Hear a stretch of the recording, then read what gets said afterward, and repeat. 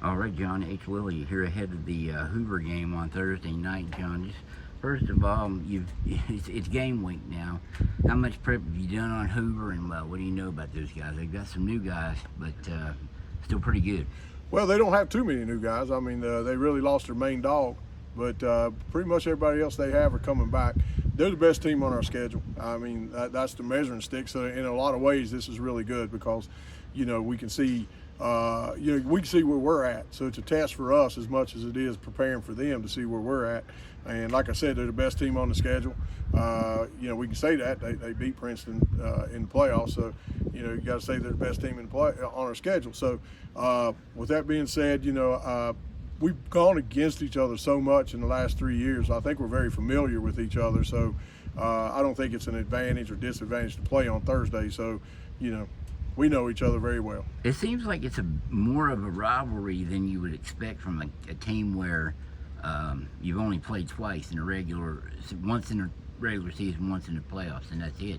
But it seems like it's been more. Well, I think the beauty of it is it's almost the same journey. We both came out of nowhere in 2020. We've both been in 2 state championships. They've been in 2 state championships. We've been in 4 semis. They've been in 3 semis. Our paths cross so much, but when they do cross, it's in very key games. And so a lot of ways our stories are the same. So yeah, they're a real meal deal. Where you stand here? It's Monday of game week. Where does your team stand now? Are you where you wanted to be at this point? Not almost. There's a lot of things that we're doing really well, and naturally, I think all coaches would say there's some things that we got to get better at. I think we're still a work in progress on the offensive line. Even though we started some freshmen on that line last year, they're still sophomores. And getting Alex back helps us a little bit at that tackle because we got an all-state tackle there. So I think it's going to be a really fun game. I think it's going to be an exciting game. I think it's going to be a dogfight. I think it's going to be one of those fourth quarter games. If you're a football player, that's what you want to play in is games like this. When you look at Hoover, they did lose Dane Hatfield, their main dog. As you said, they've got a kid came in from Capital, played a few games at Capital last year, sophomore, like your quarterback. What's your opinion on? Have you been able to find anything on Peyton Grigsby? Well, just from what we saw on film and 7-on-7 on things, he's another good one. He's top 5 quarterback. He's my top 5 quarterback in AAA. He's got a cannon for an arm, moves pretty well. Seems like he's got good command over their offense. Joey runs a pretty complex offense, so he seems to have a pretty good control over that. So, I've been impressed with him.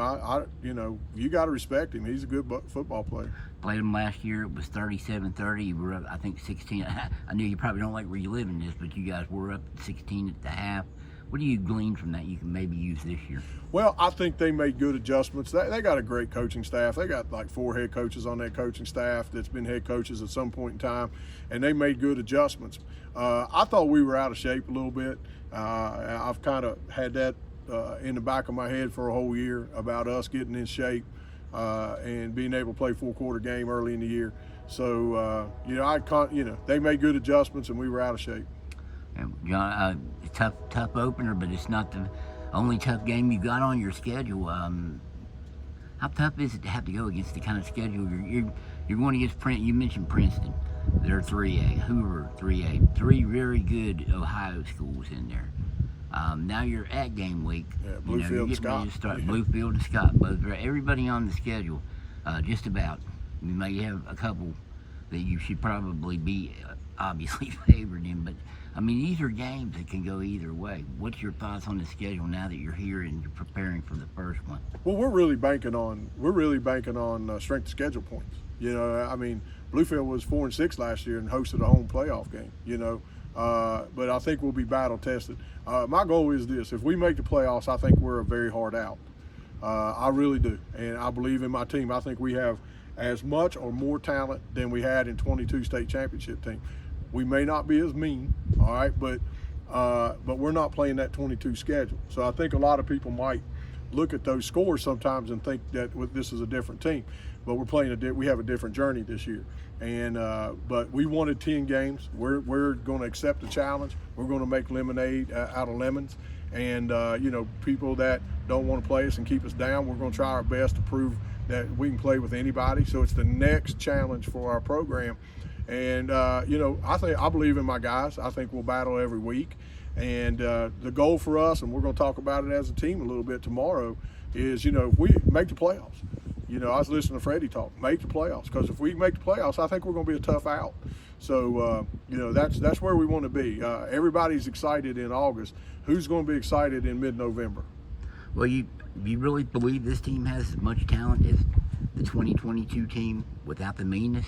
Yeah, because I do. Those guys were mean. Yeah, man for man. I mean, yeah. you beat that Hoover team 42-7. Well, they're a different Hoover team, you know. Yeah. So, you know, they got their skill position people are way better than they were in 22. They're the total team. They're the best team on our schedule. Right. So I think it's going to be a measuring stick if we go out there and we handle ourselves well. You know, it sets the tone for the season. If we go out there and we don't, then we know what we got to work on, because the goal is to get into playoffs. I think they do like to throw the ball around a little bit, but it seemed like when they needed to do it, they hurt you with the run last year. You feel that way? You feel like there's a chance you might try to compensate too much for the pass, and they can do that again? Because it seemed like that kind of happened at times last year. I think anytime you got a running quarterback, it causes you problems, you know, especially when you spread out. And Dane just stressed your defense so much. If you came back in to stop him, you know, they would throw out. If he stayed out, he'd run the ball.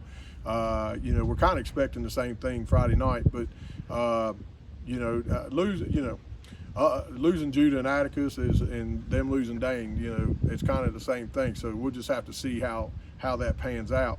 But they're more talented in the skill positions than they were in 22. They're better this year than they were last year, and they really are talent-wise. They had some transfers that really helped them, and you know, so it's going to be fun. It's going to be exciting. I think I hope everybody in our community comes out, Dave, and supports us, and because we play better when everybody's rocking this stadium, and I think it's going to be a fun game. Is it nice to be one of the? There are a couple other games around the state, but this one has got a lot of people. I think there will be a lot of people here from other teams. Just wanted to see it. It's a Thursday night, no other game in town.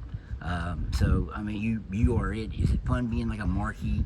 I think so. I do. I think we play harder when everybody's here.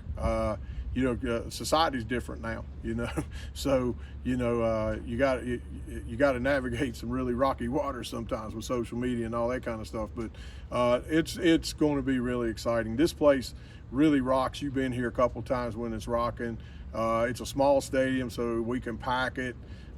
You know, I really think if everybody comes out Thursday night, it's going to be a really good show. I think one of the loudest I've heard this place was one of the coldest nights. I think you were playing Rome County that night. Yeah, it was rocking. the record for the most amount of people in this stadium was the semifinal 21 against Bluefield in the semis. That's the most people that's ever been in this stadium. I think Thursday will beat that record. And should be a great one. John, I always appreciate the time. Thank you. So I wanted to ask you real quick before we stop. You got two pretty good receivers down here I'm going to talk to in a minute. Linksweiler and Caden Bradbury. Christian Linksweiler, Caden Bradbury. Just speak on those two guys. Well, you know, they're OKGs, our kind of guys. You know, they do whatever you ask them to do. They work really hard. Bradbury's really bulked up muscularity-wise. You know, both of them decided to run track to try to make themselves faster, and then they fell in love with track, and that's okay. And so they've done everything we've always asked them to do. And on top of it, they're just two good kids. I mean, yes sir, no sir. They know, you know, they're more the biggest thing is they're harder on themselves than I'll ever be harder on them. In fact, they'll probably tell you, you know, I got to get on them sometimes because they're too hard on themselves. But you can't have two better guys to coach. I've been very lucky to have guys like those guys. John, always appreciate it. Thank you, man. All right, I got to get to this open house.